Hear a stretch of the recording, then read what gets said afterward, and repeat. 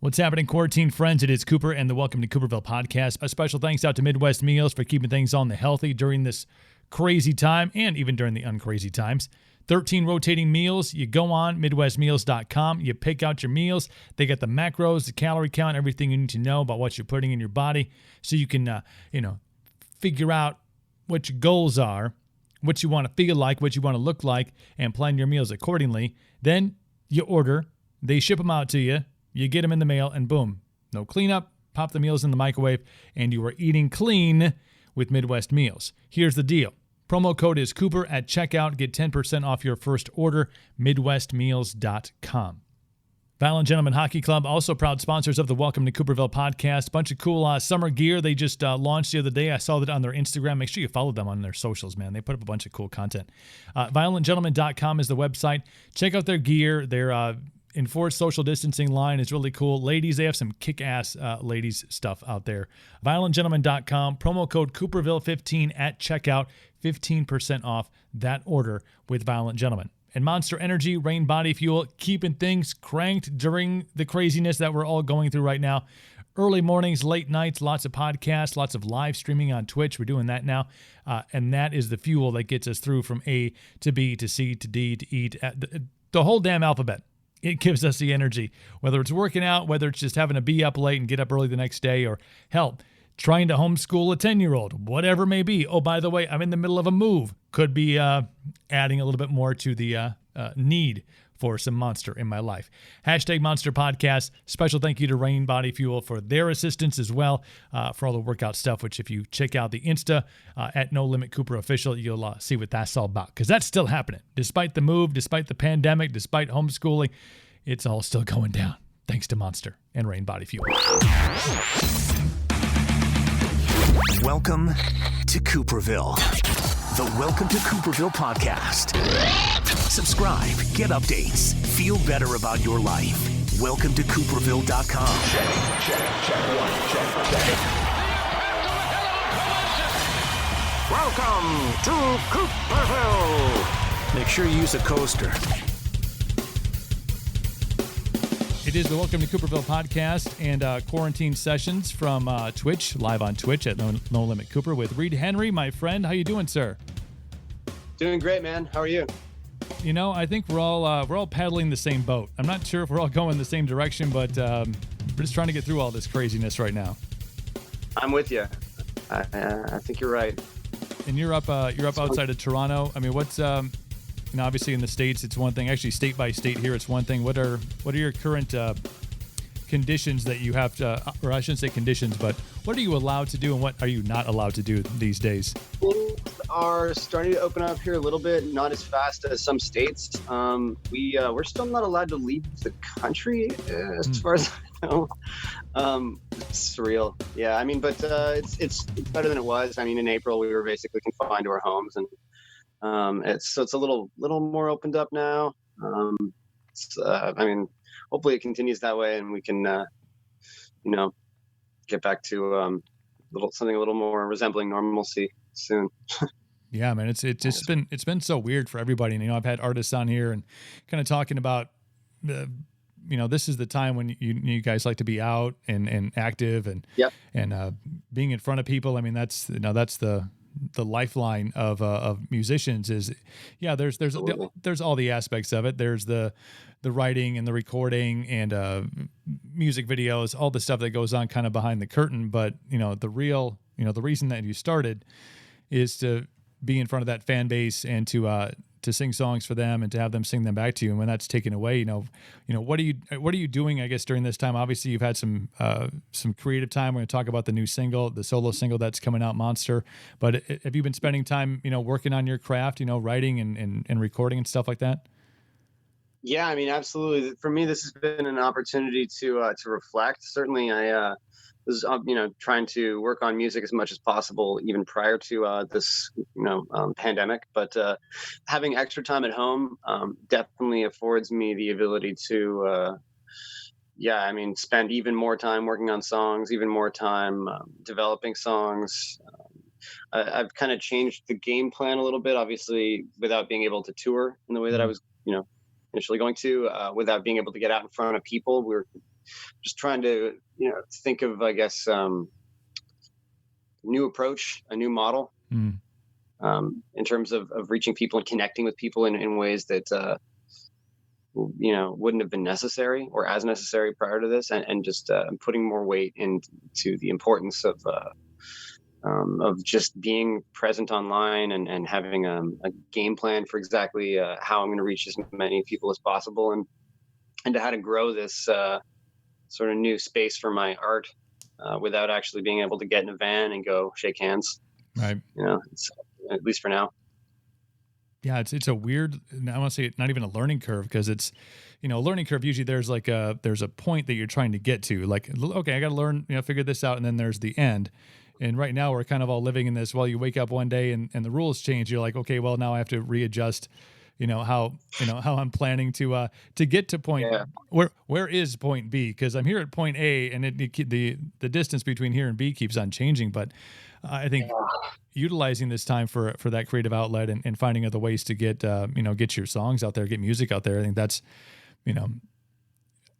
it's what's on the plate right now. But you have just, your story is, and like I said, I was in rock radio for 20 years, and following along, now from a distance with your story in particular. I want to get to that, but I want to take you back to like music finding its way into your life. There always seems like I want to say, a point where you decide, like, yeah, music, not like, here's doctor, garbage man, teacher, all these avenues are in front of you, as you grow up, and some kids want to be firefighters when they grow up, but some kids find their way into music. And, do you remember when you're like, yeah, this is going to be what I'm going to do with my life? Do you remember a point in time when that happened?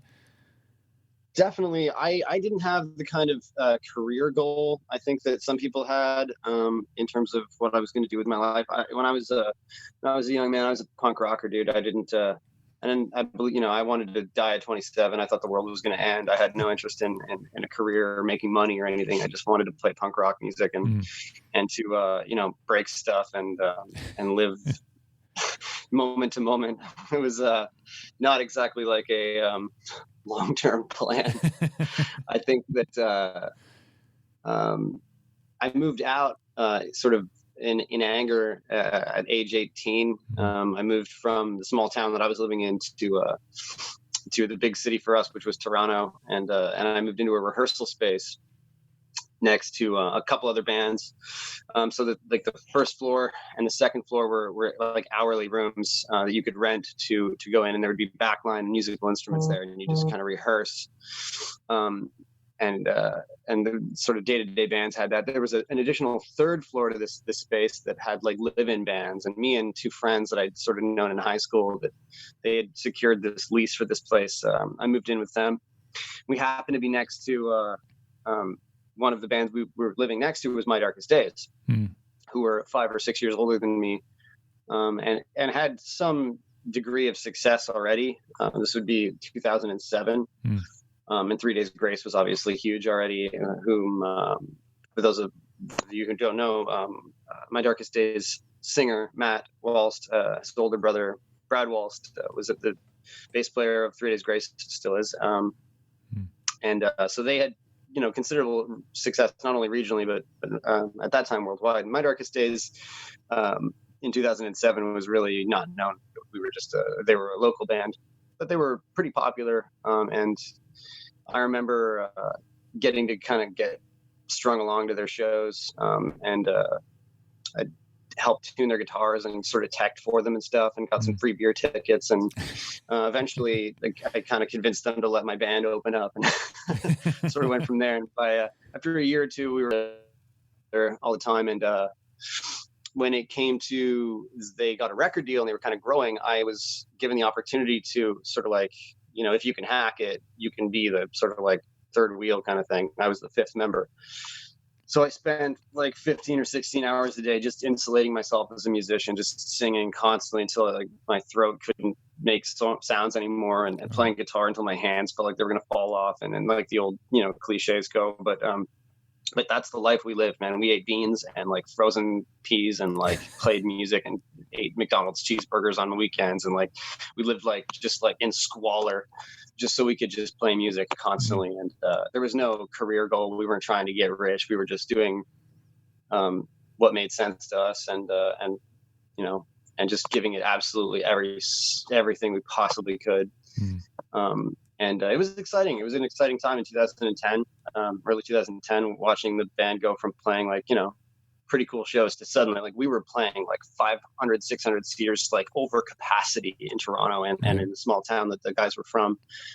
We'd have like lineups of people outside. We were crowd surfing and like, yeah, it was crazy. So when we first toured in 2010 with Sick Puppies and It's Alive and a band called Janice, and then went on to do a Hinder tour and a Papa Roach tour. It was, you know, getting increasingly crazy and surreal for us. And I was very, very grateful and blessed to be a part of that and be with such talented people who certainly made me rise above my skill set at the time and you know, rise to the occasion to try and be as good of a musician as those guys were. And so I'm very grateful for not only the learning experience that I got, but the truly the 1 in a million opportunity that I was afforded by My Darkest Days, and the ability that we eventually toured, you know, all over the United States. We got to play Europe. We played some of the biggest hockey rinks in the whole world, and big festivals, bands we grew up listening to. So it was definitely a dream come true. Yeah, I was going to say there was huge success with My Darkest Days. You know, obviously, Porn Star Dancing is still an anthem. Not that I've been to a club recently because they're shut down. No, me neither. Yeah. But I've heard that it's, you know, that song still gets cranked out. So obviously with that, and especially when you have a song that brings in some really big names on in collab with it with Chad and with Zach and then Luda, the Luda version. I'm like, man, this, you know, I mean, that was like so not anthemy, but I mean, that really, you have that song that creates this that will almost, I want to say live forever, but it will be one of those songs that is always in rotation. You know, it's crazy. So that success, super cool, you know, leads to so many things. And we talked about being able to, you know, here you are wanting to be, you know, punk rock and break shit, which I think is fantastic, which I lived that mentality for many years of my life too. But then you have that success, and you get to go and see the world, and you get to go and kind of live that rock star dream. I mean, that's, you know, that's kind of that's the thing, you know, people are like, yeah, that's why people get into, you know, not you or me. We're like, no, we just want to break stuff and whatever. But, you know, some people go into it with that, you know, watch too many Motley Crue videos and they're like, this is what it's going to be. You know, it's going to be this, you know, motorcycles and chicks and, you know, sex, drugs, rock and roll. And, you know, as a musician, that the road to get to even before that point, it's dudes in vans, you know, dudes in vans. When I think of what it took me to get to where I'm at now, I think about eating cold frozen vegetables. I was like wearing clothes that smelled so bad that it made me sick, and then like playing music so much that I started to question whether or not I actually wanted to do it. I think it's probably like, and then I mean, obviously I shouldn't be, I don't want to seem ungrateful. I mean, we've played some incredible shows, and I've had moments in my life where I'm like just actually like shaking in my boots from how many people are in front of me. And I think as you tour more and you get used to those crowds, that size of crowd, it's one thing, and you start to get a little numb to it by show 4 or 5, and you're just kind of going through the motions. But truly, when you get those big festival shows that maybe, you know, you've got some, like we had some buzz during Porn Star Dancing's I guess emergence as a like you say, a song that'll be in rotation forever. When that was kind of happening, like, man, it was pretty surreal. And the crowds that we were playing for were just like seas of human beings that kind of, you know, I was like 23 or 22, and for me it was just like you know, to some extent you're going through the motions, but every now and then you look up and you forget where you are in the song because it's truly like you're dumbstruck. I was dumbstruck that people wanted to see us and that we were even in that opportunity. So or in that positions. It's something else for sure. There's been a lot of I got a couple of shout outs here. Jody, Jody's in the chat. Hey Jody, thank you so much for setting this up. Emo Queen, still rocking out to the tune. So thank you for joining us live on Twitch right now. We appreciate it. But there's being a part of rock and roll and it being in obviously in your blood and for me for 20 years ingesting all the things that go on in that world outside of just spinning the tunes. You were part of a band that went through. I'm trying to think if there was a bigger one. I'm sure there was. I can't think of, but one of the biggest alterations in active rock in the format years ago with Matt leaving, and I remember it strategic or specifically because 3 Days Grace was scheduled to be announced as a headliner at Rockfest, a festival that I've been a part of for the better part of a decade, and it happened. So it must have been in that late end of the year, towards the beginning of the following year. I can't. You probably know specifically what year it was, but I remember. Yeah, 2013, 14. Yeah. So there was a delay in announcing the lineup because they weren't sure what was going to happen with obviously Adam leaving 3 Days Grace and then Matt being added to it, and it was one of the strange isn't the right word, but this big shift in with 3 Days Grace being this band that had so much success on the charts, with Adam, and then to make the adjustment with Matt, and then to have this band, My Darkest Days, that from my active rock programming director opinion was like, I'm like, yeah, they're going to hit big with Porn Star Dancing, and then they're going to have the follow up, and it's going to be awesome. And it's album 2, album 3, you go through the album cycle, and it's, you could feel that success was there, in the confines of that band. But then the change happens, and I think it was a weird adjustment for, I'm obviously a huge adjustment for you, but for the active rock audience going, wait, what just happened? I mean, it was definitely a strange time. For me, like, Matt was someone who I looked up to for many years and was just not only a fan of, but was a very, very dear friend of. And for me, watching him, because we were still like living together at the time, watching him go through that, just like puking from stress and just so afraid and self-conscious of what he was dealing with at that time emotionally and psychologically, was crazy, man. Like, he had so much to process that I just had to support my friend as well as I could, and to watch him grow and succeed and grow into that role. But in a lot of ways, he's kind of like, I don't want to say like destined or whatever, but certainly he was like, as a high school kid, he would have been looking up to his brother and to those guys and dreaming of being in that band. So for us to watch our friend go on and be in a band that he had sort of, like the movie Rockstar with Mark Wahlberg or whatever. Yeah. it's so I was just really happy for him. Obviously it was a challenge for us as musicians and in terms of our career. But like I said, I never really went into it trying to get a career or anything. We were just in the position we were in. And I felt like when we came out on the other side of the Super Mario, tunnel pipe thing, I felt like I was in a very advantageous position to kind of challenge myself to move forward as a singer and as a songwriter, something I had always done, and something that I developed. I feel I developed a lot having the opportunities that I had working as a guitarist in My Darkest Days, working with the writers we worked with and learning from all the people that we learned from. And so, for me, it was just kind of like, well, this is sort of a natural progression. It would have been really cool to still be a band with My Darkest Days, simply because Matt's so talented and his art is, so cool. And so, he as a writer and as a singer is just so talented. but I took it as a challenge to myself to try and rise to the occasion, and to follow up with relevant music, and Yeah. so I was grateful for that opportunity in and of itself.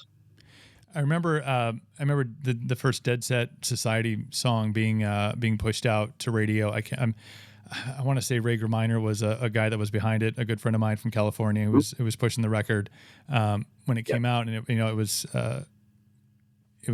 build. Obviously, they wanted to kind of build the hype around the song, and so they had with featuring former members of My Darkest Day, and God, I remember that first song was Like a Nightmare. The first song, or was it Automatic? It was Automatic, and then kind of like it didn't fall on its face, but we didn't really get the excitement we thought we'd get out of it. And then just Like a Nightmare just started kind of getting like picking up steam, so we just sort of changed gears and went with that. So I mean, coming out of the gates, I think the riff just kind of grabbed people, so we went with that, and did well for us. Yeah, I remember that. There was a very close proximity of those two songs, coming out to radio, and really feeling like the songwriting of it was it was much more in tune, I think, with the current mentality of things. I mean, you're incorporating lyrics that people can relate to in a with Automatic in a technological world where they're like, yeah, I get it. It's not singing about love in this essence of this, this feeling that's out there. It's like, no, it's like, how can you relate it to where, people actually are? They're in their devices, they're in the tech, they know this, that association. I remember that when that song came out, I'm like, no, these guys get how to write music about, that's relatable. And then, Like a Nightmare was so, I thought it was an amazing song that, for me having the luxury in radio to not have anybody tell me what to play, I was so grateful to be able to say, guess what? This one's going to be in a much higher rotation, than the chart the chart tells me it's going to be. So it was really, for me, kind of a really cool way to, I think, bring that that passion that I felt for My Darkest Days, just because I knew that talent level was there, and obviously with Matt going on to do his thing, but the way you brought this new, it feels like you really had hands dug deep into Deadset Society when you guys made that an entity. Absolutely, man. I kind of, it started off as a different name. I'd worked for years right after My Darkest Days went on a hiatus. I started working with our bass player, trying to just get something out. And honestly, we spent like over 2 years, just trying to develop it and to get it, to build it from the ground up, give it good bones. And we met the right people. We were able to kick it off and to get back on tour with a record we were really proud of. And having that time definitely allowed us to sort of percolate through the songs and really hone stuff, and do make music, I think, the way that some of the albums that I think are classic, from the 80s and the 90s and before, how they were made, where there was a little bit more of less people working on it and more time. You know what I mean? As opposed to, I think a lot of the records today tend to be a large group of people working collaboratively in a shorter period of time, which, I mean, there's no fault to it. It's, if it's successful, if you write great music that way, if you can come, get a bunch of really, really talented, like-minded people to pool their ideas together and to have a clear goal, and to, if you can make great art that way, then more power to you. I've always felt that, I've been involved in those sorts of writing scenarios. For me, personally, I find making music is like a cathartic thing. It's sacred. It's like going to church for me. So I like to, for me, making music is my, I wouldn't say escapism, but it's my canvas. So I find that to be, it's almost private until the point in which I'm like yeah, this is cool. Like I'm excited about this, and then I Right. get excited about showing other people this, and I think that sort of feeds into it. And if you're able to have a set period of time where you make a whole bunch of songs, you generate a body of work, and they sort of flow in and amongst each other, or they kind of click into each other, sort of like a puzzle. Um, as you move away from that period of time, you start to see that body of work, that record, you see it sort of take shape. And I think that's an exciting thing that I'm grateful I was afforded that luxury. And I think that's part of what makes Deadset's record Destroy and Rebuild, for me at least. I guess it's what makes it something I'm so proud of, is that it did have that time to marinate and to kind of become its own thing, and to have its own feel, and have just something that glues it together. Yeah. Yeah, there's and I have strong opinions about, and now that I'm out of radio, I finally can express them, because then I would have been, I don't want to say chastised, but Sure. my boxes of merch would have been much less. But there's so much, and I've been able, I think, to discover this in the last year of not being in the machine.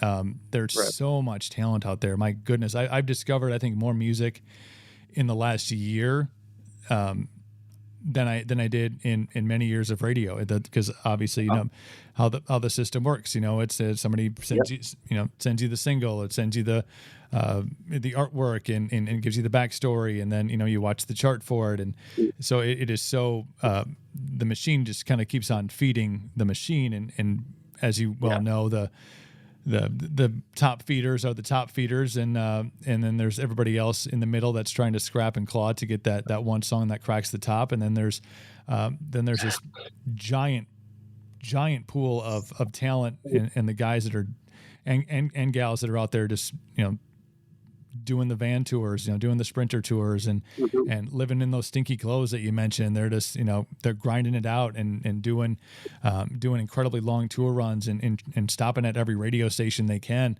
And, that talent to me always, when they actually put the effort into writing an album, and they put the time into every last aspect of it, instead of it being like, okay, you have 6 months after the tour, 6 months you have after the tour, and now we need another record by this date, and then everything lines itself up, the tour cycle. Been there, done that. Yeah. I've definitely been squeezed out of the sausage factory a couple of times now. Whatever, pressed through the meat grinder. Oh yeah, of the music industry. But I think that there's definitely, there's good aspects of that sausage, and there's bad aspects of it. The good aspects are, of course, that if you're inside the machine, you're getting your content, or if you can even really say it's your artwork anymore. Right. If it is, a lot of people, maybe their music or their art is influenced heavily by the marketing aspects, or the people who are, the powers that be, whatever. The people in charge of selling your music can have a tendency to get their fingers kind of too deep in the pie and spoil it sometimes. But if that's not the case, you have the opportunity to be broadcast to a vast amount of people, and that's super cool. Yeah. But I think with the way technology is in this day and age, and the way social media has us all brought together, I think that that people have, if you look at YouTubers, like there's 16-year-old kids in their basement that have, more success or more popularity than I do after 10 years of being inside the, music industry. So I think that there's lots of different ways one can become successful in this day and age, and to reach an audience. At the end of the day, if you're coming up with engaging and interesting content, can't even say that that's necessarily it. There's so many different, so many different lenses in which you can try and make sense of what becomes popular or what makes people react. I try not to spend too much time on it, because when if you let it bother you too much, you realize that some of the most popular videos on the internet are people fucking, or cats like on skateboards. it can't be too hard. I know, right? You're like, wait a minute, like, People don't want to be challenged intellectually or artistically. They don't want to be, made to feel uncomfortable by music. They don't want to be, to feel too strongly. Sometimes people just want background noise while they watch cat videos, and that's, who am I to judge? Whatever. I just think that for me personally, to reach the maximum amount of people while compromising what I'm doing the least, I think I found a positive way to do that with what I'm doing now. Yeah. I couldn't agree with you more on the cat videos. And I watch. I just you see some of these things pop up, and you're like, there's 24 million views of something in a day, and you're like, what the fuck are people like? Shouldn't you be doing something else? I mean, I know, like, don't read and people have time to comment on it too. I'm like, don't you have like, is it sunny out? Like, shouldn't you be out doing something like creative? But no, I think the great thing about technology and the way that it's taking us, and I think the machine, the meat grinder, is still behind the 8 ball on it. They're still behind the curve. They're not 100% committed to either social media or other outlets of getting your music out, because if you embrace that, then you start to pull the cog in the machine over here, and it starts to leak a little bit, and not everybody's getting the pork that spits out of the machine at the end of the day. So you have avenues now, and that's been a great part of my music discovery the last year. And artists I would never ever have heard of in radio, is that there's these avenues now that you can find a path in, and all of a sudden you start gaining momentum on those platforms, and people start paying attention, and all of a sudden you have this following that can, for some artists, amass what would be a huge radio campaign or a huge, being in front of the mainstream of rock and roll, whatever that is nowadays. But it's I think it's an amazing thing for artists to have these avenues now, and for a fan of music in general to be able to say, oh, it's not just these 10. It's not just these, this particular sound. Oh, wait, an artist can go from sounding like this, and then one day they feel like this, and they can sound a little bit different. And I can be okay with that, because I also have emotions that go in different ways. I think has opened up so much more. Absolutely. I think that the formats have become a lot more dynamic in that way. And I think that's exciting. And as an artist, you feel like there's a little bit more room to breathe than maybe if you were just sort of shoved into this really narrow. We were pressured very, very heavily in my darkest days to come up with Porn Star Dancing Part 2. Oh, yeah. I'm sure. Which I'm sure you can imagine. And really, that's not the way you follow up a really, really smashed song like Porn Star Dancing. It's just so, like, it's still, like you say, it's still in rotation today. I look on Spotify, and just the numbers that it rakes in are staggering. So, I mean, if you try to follow up fire with an even bigger fire, where does it end, right? Like, at what point are you just right? You kind of have to, balance, highs and lows, peaks and valleys, as we said. And I think that's cool that modern active rock is becoming a little bit more, I guess, dynamic in terms of the scope.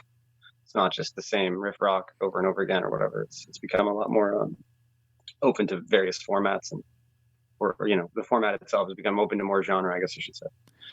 Yeah, because I think there's finally a realization that people do have different moods, and they do have different, they don't always need to hear the same, BPM, for an hour straight, throw in some commercials, and then another hour straight at the same BPM. They want to hear things that have tone. They want to hear things that have different, different sound, different sonic sounds to them. They want to hear, maybe some hip hop mixed into, or they want to hear something that sounds maybe a little more classic. They want to hear something that sounds a little more, futuristic, something that's a little more, but if it all falls in the same, we're badass rock and roll, people, in the genre.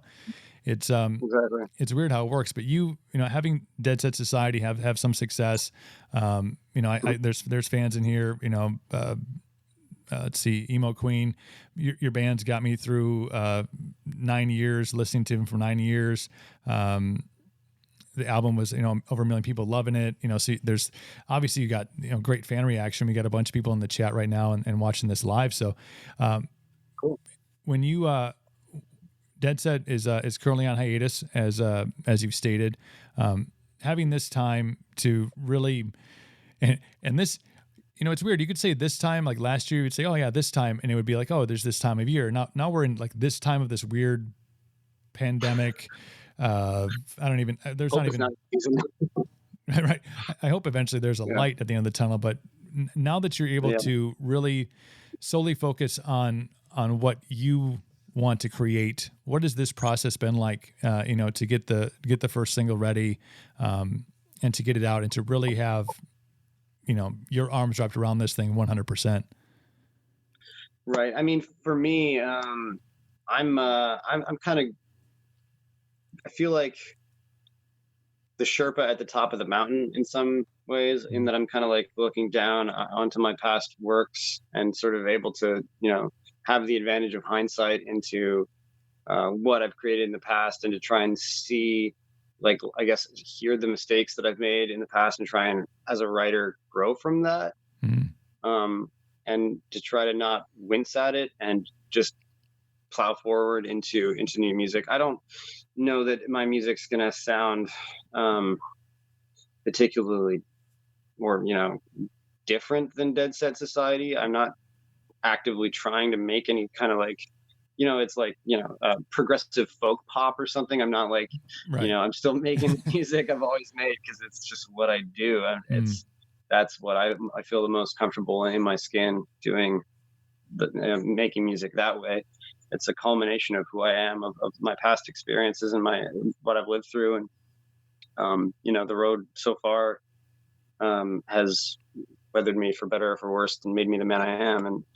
And so I think that as a writer, it's great to have the amount of time we have to really spend, instead of being, well, it certainly makes things more simple, right? You're not going around shaking hands trying to promote in the sort of the triangle of make a record, tour a record, or whatever, like write a record, make a record, tour a record, write a record, make a record, tour a record. Yep. I feel like this is kind of, we've the third part of the triangle is now it's just A to B instead of, so I think that,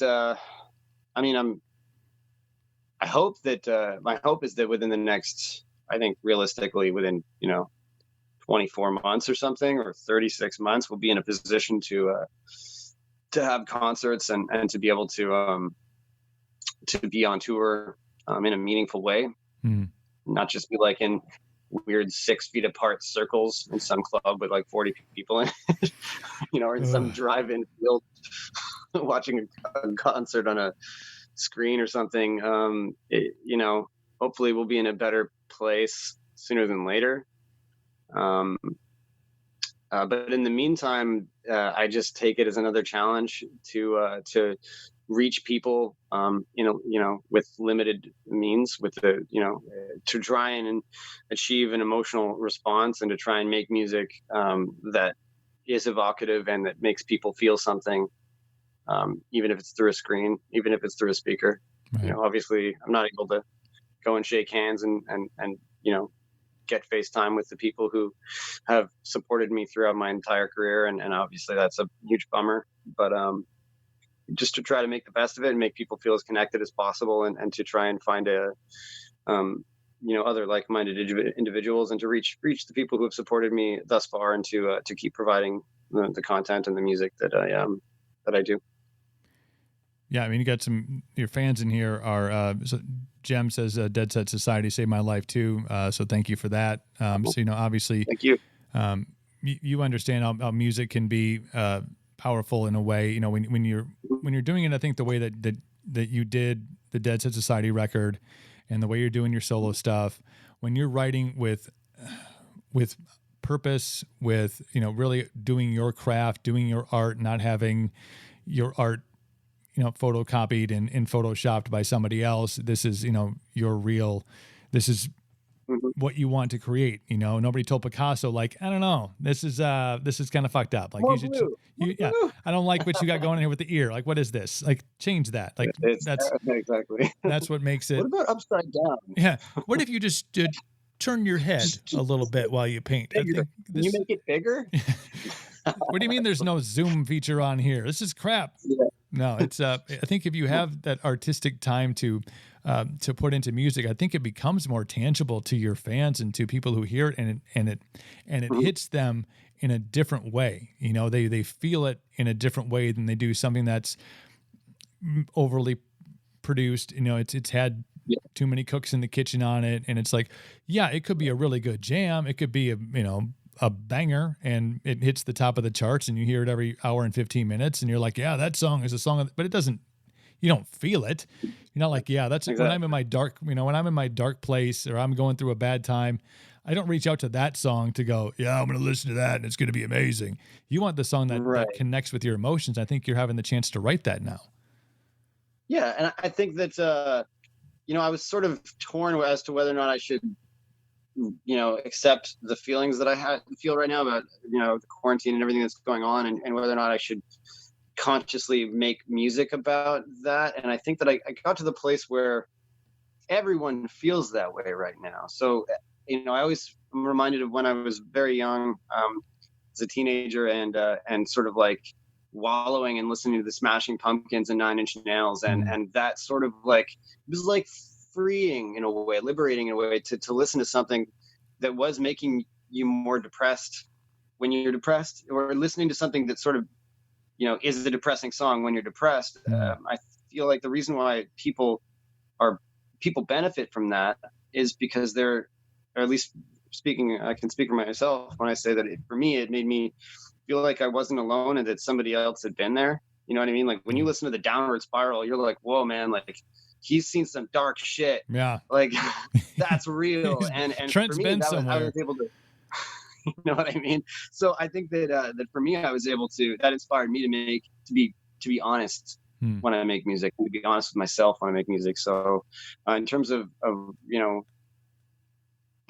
this quarantine, I was initially sort of shied away from maybe making music about what's going on now, but I think that everyone's processing this, everyone's adjusting at the same time. So why not be honest with myself, and why not make music about adjusting to that? It's in the effort, not only in an effort to be relatable to people, but just in an effort to be honest with yourself when you make music. Because if you're trying to make something, or there's too much artifice in what you're doing, I feel like people can tell, and it reads as inauthentic, and it's just, a lot of times, even if it's a banger, if it's disposable, you're going to end up like Lady Gaga's 7th single off her 2nd record, or Ace of Base's, 3rd single off their 4th record. No one remembers it. No one cares. It's meaningless. It's just derivative and disposable music that people just sort of gloss over. And in 3 years, you're going to be buried by the other meaningless music that'll be piled on top of you, Xerox over and over and over again. Yeah. So I think that in order to create something that truly stands the test of time, not only do you need to be, burned into the ground on the radio or on the streaming services, but to actually have a lasting impact, is to make something timeless, is a huge challenge, and I think it starts with being truthful or being real. I think that's probably a staple of all the songs. When you look back on, you mentioned Downward Spiral, great, deep, emotionally charged records, and even some of the classic stuff that has stood the test of time in a way that you're like, yeah, that song. I mean, Lennon, Imagine by John Lennon, songs that really like connect emotionally with people. Totally, man. And I mean, not even saying there's anything wrong with like, Ace of Base's 3rd single off their 4th record or whatever. Like, I'm sure it was an awesome song. Sure. You know what I mean? I told you, you need disposable party music to bang on. And well, if there were such a thing as clubs open right now, in this, if imaginary situation where there's clubs in the future or whatever, you need club songs. I mean, or whatever, right? Like, I'm not faulting people for making disposable music, or even, saying that they were trying to make disposable music. It ends up as disposable if it doesn't have that something about it that just is evocative. And I feel like party songs, I mean, don't always land in a way that makes them timeless. Right. I think that part of why I mean, full disclosure, like Porn Star Dancing was written by Matt and some super talented people that I had no part in writing Porn Star Dancing. I was like, outside the looking glass at the time, but that song is a party song, and it's stood the test of time. And I think that we'll be listening to Porn Star Dancing when I am an old man. You know what I mean? And I think that's super cool. I don't know why or what. I think part of it maybe is emotional experience. People listen to a song like that and they think, like, if you see like the 60-year-old Def Leppard party girl fans that are like, they're listening to Pour Some Sugar on Me, thinking about when those experiences, it invokes those memories, those associative memories of being 20 something and getting blackout drunk, passing out the back of your car in a parking lot or something. Those sort of fond memories of youth people have and you associate with that good song. Old days, yeah, right. And, you know what I mean? Exactly. Yeah. So I think that maybe a party song, if it reaches that level of airplay or of social status, that maybe it can last forever. And whatever, maybe there'll be like top 40 songs that'll live on forever as a positive memory in people's lives. But I just think that for every one of those, there's 1,000 that are just meaningless and buried. Right. So I'm not in the business of trying to make music like that. Not that there's anything wrong with it. I don't fault people for trying to cash out or whatever, but cash in. But I've just never really done music for that reason. So yeah, that's definitely it's a money path for sure, because you want to, if you're in it to have some sort of the levels of fame, the levels of success, the excess that comes along with success. I mean, there's that route is there, and I think you're right. I think there is a spot for that if that's what you're musically, if that's what you're going for. Like, oh, I'm doing it for these purposes, or this song is sometimes a song can take an artist or a band into an avenue they maybe really didn't want to head, musically, but the success is there. So why not take that path since it's already been, paved by a certain party song or anthem like that. But I want to talk about Monster, first solo single from you, Reid, and going through this process as a solo artist. What's give me the details on it. When can all these fans they're bringing up good stories about when you had this long hair, baby face. Oh man, they're joke. Oh no. It's all positive though. They're all good. Okay, good. I can't see the comments right now, so yeah, I'll creep through later. But Monster, when tell me about going through the process of the writing and when can people hear it? And I think that the song itself is kind of coming to terms with your inner demons, kind of coming to terms with yourself, accepting who you are for all your faults. I began writing that song kind of on tour. I had a tendency to sort of isolate myself when I'm stressed out. I think that song is just a result of a lot of personal reflection, and maybe, like I said, just as maybe listening to something that's written, that's maybe like a depressing song when you're not feeling happy or when you're depressed can be liberating. I think that making a song about how you feel like a piece of shit can liberate you in a sense as well, and maybe make you feel like it's okay to have felt that way or to have made mistakes. So I think it's a song about maybe accepting yourself for what you are. Yeah, I mean, we're in the process of getting everything launched now and getting everything live. We're a little delayed, unfortunately, trying to launch with really, really strong content and really, really strong video and everything. So it's held it off a little longer than I initially wanted to. But maybe I should. So it should be live by next week. I'll definitely let everyone know. If you want to go to my YouTube, which is just YouTube/Reid Henry, or add me to Facebook, Instagram, Twitter, whatever. You can find me on social media if you haven't already. And you'll definitely be notified as soon as it's up and live. And but definitely, if you want to be the first one to know, go to YouTube and subscribe. It'll ding you right away. Maybe just for the people listening now, we can post a YouTube link and just get a sort of sneak preview.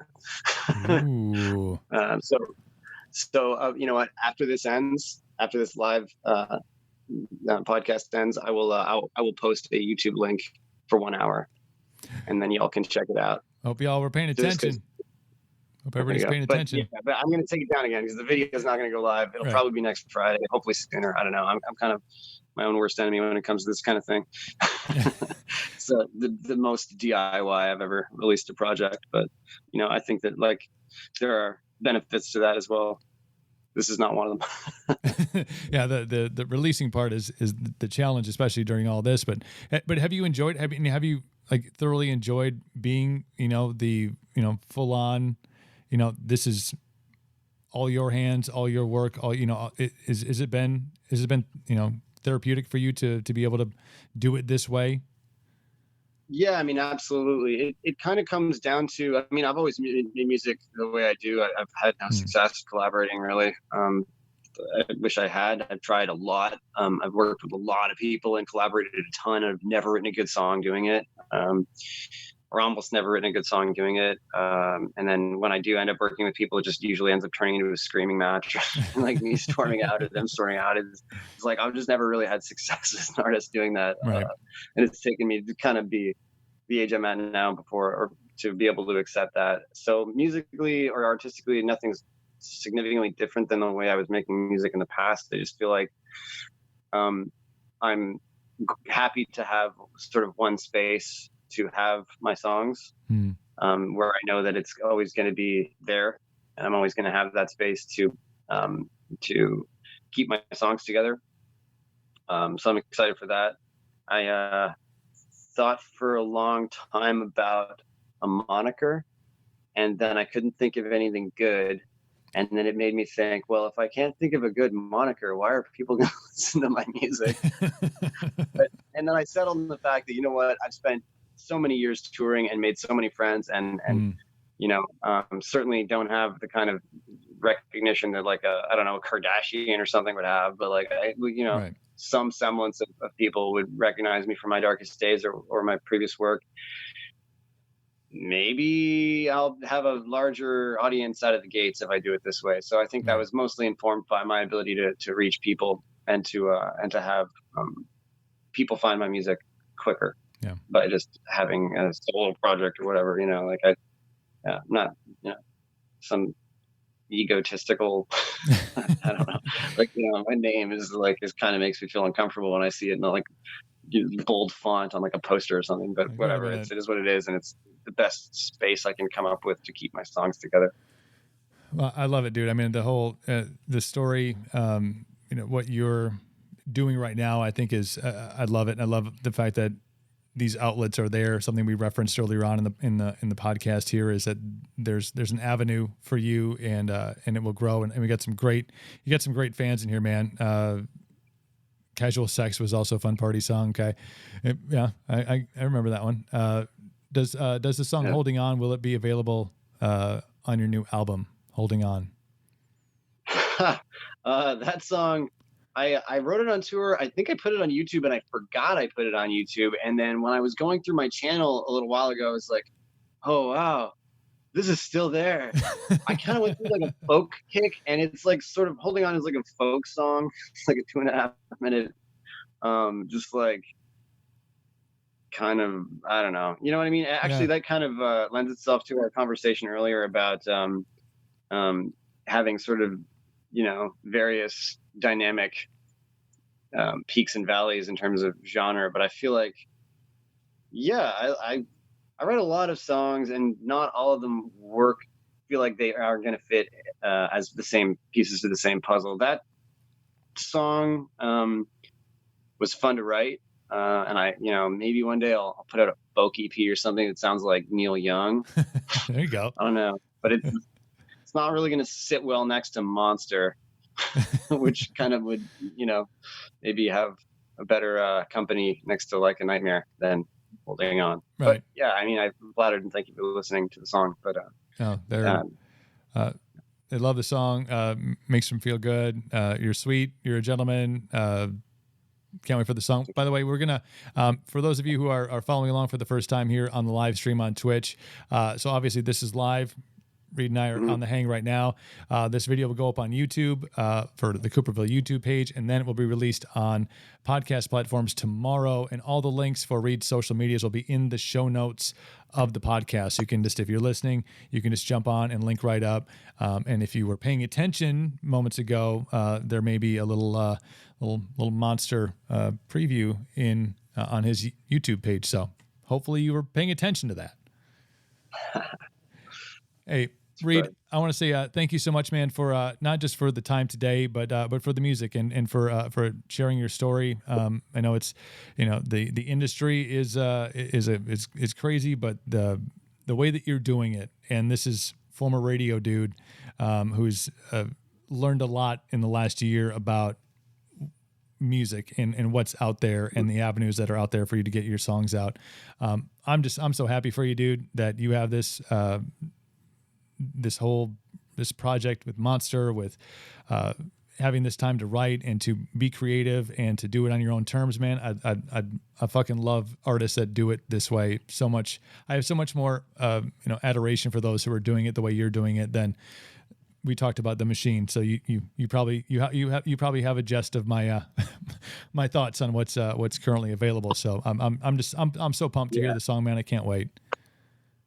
Thank you so much, Cooper. I appreciate you, man. I feel like we're definitely on the same page when it comes to the Sausage Factory. Yeah, 100%, man. Grind it up, spit out, and then, didn't fit in the next time. I guess we'll find somebody else to throw in the meat grinder. It'll be fine. This metaphor has been making me want hot dogs. No, well, see, I'm in Wisconsin, so I got to have a bratwurst. We do bratwurst. There you go. Yeah, I'm gonna get me a bratwurst after this podcast. Awesome, man. Hey, thank you so much for the time, man. I really appreciate it. Best of luck. Can't wait for the single to drop and the video. To all the fans that jumped on, thank you from myself and from Reid. We really appreciate you hanging out with us on a Friday afternoon, man. It's awesome. Thank you so much for having me on, Cooper. I appreciate you. Hey, let's do it again sometime soon, man. All right? Definitely, brother. Take care of yourself up there. You too, man. All right, cheers. Bye. Thank you so much, man. Man, if you haven't heard yet or you haven't jumped on board yet, we are now live streaming the podcast on Twitch. So go to twitch.tv/NoLimitCooper and hit the follow button. If you have the Twitch app, same thing. Search No Limit Cooper and follow. If you don't have the Twitch app, go to your app store and download it and jump on board. Then not only do you get to watch the interactive conversation happen as it's happening, but as a follower, as a listener, you can also interject some questions. You heard some great comments coming from the people that we had on the live stream. So jump on that, twitch.tv/NoLimitCooper. The other socials, we're all over Instagram. We're on Twitter. We're on Facebook. So follow along there. And every podcast platform imaginable is where you can hear this. So wherever you're listening to this particular podcast, make sure you subscribe, leave a review, leave a comment. It's always appreciated. And we're really thankful for all of you for the follows on social and for the, of course, jumping on the live stream and following along with the podcast on your preferred podcast platform. I still think we're unable to hug or high five, so I'll just say until next time, thank you so much. Soon we'll be back.